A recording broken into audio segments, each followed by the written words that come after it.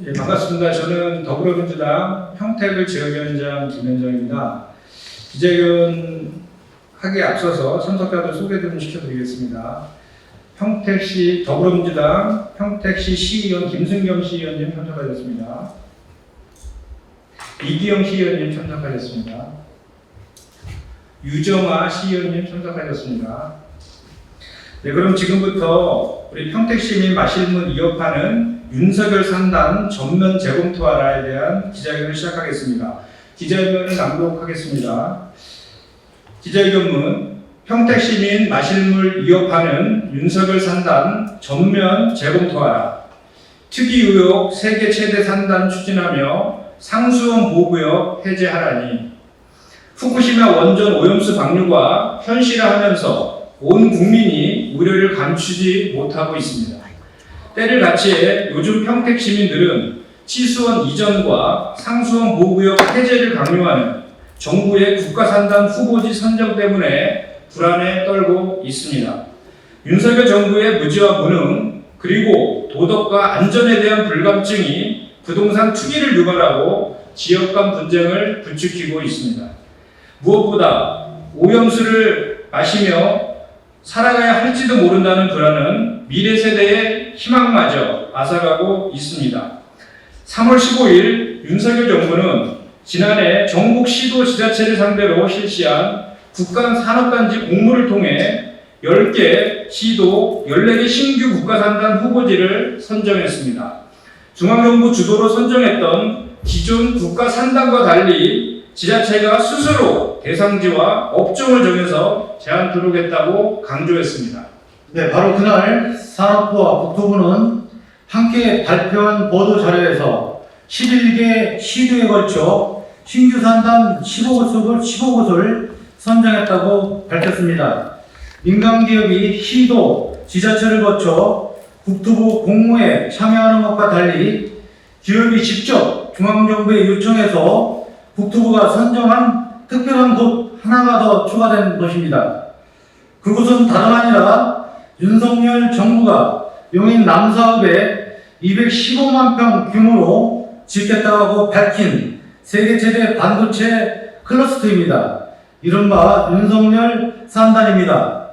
기업이 광역 지자체를 거쳐 국가산단 공모에 참여하지 않고 직접 중앙정부에 제안해서 국가산단을 선정받은 이유가 무엇인지 의문입니다.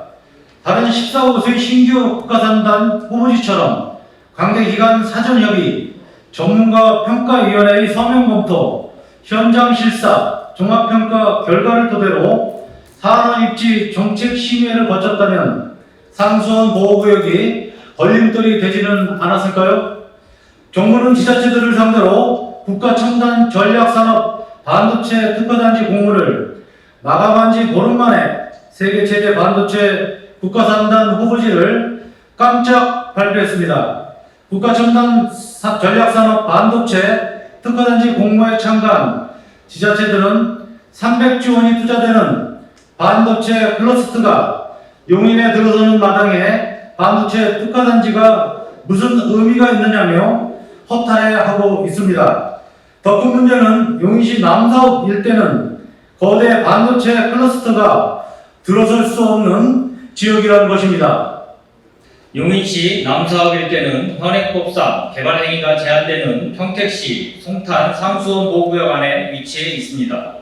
수도법 시행령 상수원 관리규칙에 따라 상수원 보호구역 경제구역 상류 유하거리 10km, 취수 시설로부터 상류 유하거리 7km 이내엔 공장 설립이 제한됩니다. 윤석열 정부가 현행법상 공장이 들어설 수 없는 지역을 반도체 클러스터 대상 지역으로 발표해놓고 평택시의 송탄 상수원 보호구역 해제를 강요하다시피 하고 있습니다. 취수원을 이전한다고 해도 또 다른 개발 제한을 낳을 뿐입니다. 수질 오염 문제는 여전히 숙제로 남습니다. 지난 수십 년간 평택시와 용인시는 송탄 상수원 보호구역 해제를 놓고 갈등을 벌여왔습니다. 송탄 상수원 보호구역으로 인해 용인시 면적의 15%가 넘는 땅이 개발 제한 지역으로 묶여있기 때문입니다. 특히 반도체 클러스터가 들어설 땅의 상당 부분이 상수원 보호구역입니다. 이런 이유 때문에 정부의 용인 반도체 클러스터 구축이 부동산 투기와 지역 간 갈등을 조장한다는 비난을 사고 있습니다. 정부와 지자체 예산 70억 원이 투입되는 농촌마을 개발 사업을 벌일 때도 현행법상 시설 설치에 문제가 없는지 입지 여건을 따집니다.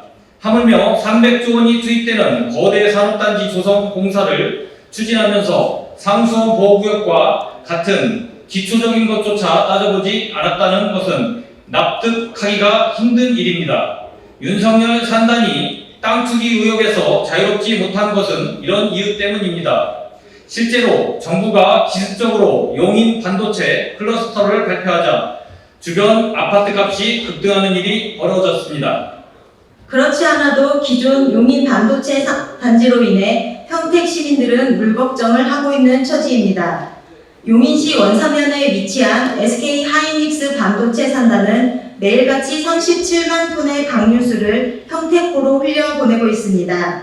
용인시 남사읍 일대에 윤석열 산단이 들어서면 추가로 63만 톤의 방류수가 평택시민 취수원이 자리한 진이천과 안성천을 거쳐 평택고로 흘러듭니다. 현재 반도체 생산에 사용되는 화학물질 300여 종 가운데 관리되고 있는 것은 120여 종에 불과합니다. 나머지 180여 종은 공개되지 않고 있는 실정입니다. 그래서 수도권에 대규모 반도체 산단이 들어서야만 한다면 방류수 배출구인 평택고와 최대한 가까이 있어야 한다는 얘기입니다. 아시다시피 반도체 산단은 엄청난 양의 물을 사용하고 24시간 전기를 사용해야 합니다. 그런데 윤석열 산단 입지는 이에 부합하지 않습니다. 새로이 들어서는 용인 반도체 산단에 쓰이는 하루 80만 톤의 물을 조달하기 위해 팔당댐 추가 방류와 함께 전례 없는 수력 발전용 화천댐의 상시 방류까지 거론되고 있습니다. 알리100 달성을 위한 재생에너지 시설을 설치할 수 있는 공간조차 부족한 실정입니다. 윤석열 정부와 여당은 국민에게 후쿠시마 원전 오염수를 처리수라고 말하며 별 문제 없다는 안전 불감증을 드러내고 있습니다. 이대로 가다간 정부 여당이 밀어붙이는 윤석열 산단은 시민 건강을 위협하고 땅 투기 의혹과 지역 갈등을 조장하는 재앙을 초래할 것입니다. 정부 여당은 이제라도 윤석열 산단을 전면 재검토해야 합니다. 미래 세대의 희망을 앗아가는 일을 정부가 나서서 벌여선 안 됩니다.